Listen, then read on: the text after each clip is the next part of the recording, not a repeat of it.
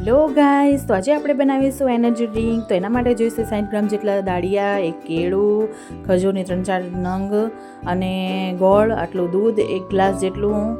તો એને બધું મિક્સરમાં પીસી લઈશું. તો આટલા કપ ગ્લાસમાં આટલી વસ્તુ જરૂરી જોઈએ જ. તો સૌપ્રથમ આપણે એક મિક્સર જારમાં દાળિયા ક્રશ કરી લઈશું. ફાઇન પાવડર બનાવવાનો છે દાળિયાનો. અને એની અંદર ખજૂર નાખી દેવાનો છે. ખજૂર જો તો એકદમ ના પીસાય તો પલાળી નાખવાનો થોડોક 2 કલાક જેવો.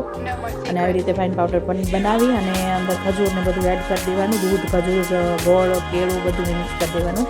તો એકદમ ટેસ્ટફુલ આ શેક બને છે અને શરીર માટે એકદમ તાકાતવાળો શેક છે.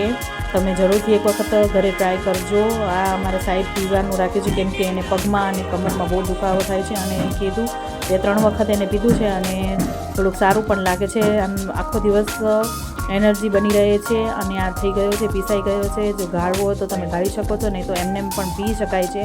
ગાળવાની જરૂર નથી. આમાં સાહેબને શું નડે એટલે આ પીસી નાખે અને તૈયાર છે આ 1 કપ ગ્લાસ જેટલો આ એનર્જી ડ્રિંક.